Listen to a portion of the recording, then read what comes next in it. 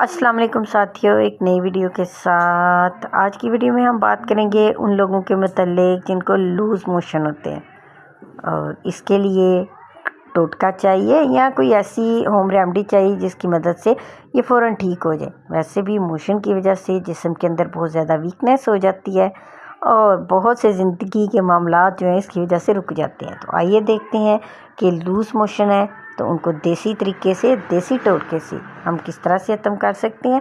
बड़ा आसान सा तरीका है। आपने क्या करना है, एक अदद केला लेना है और एक प्याली आपने दही लेना है। उस केले को उस दही के अंदर खूब अच्छा सा मैश करें और उसको खा दें।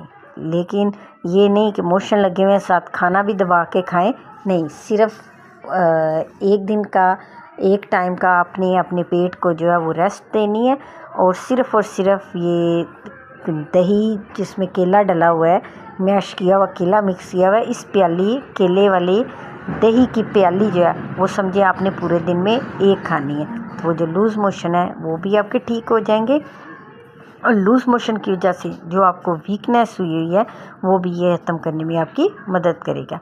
ये आसान सा, सादा सा नुस्खा, सादा सा टोटका अगर आपको अच्छा लगे तो मेरी वीडियो को लाइक और चैनल को सब्सक्राइब करना आप मत भूलिएगा।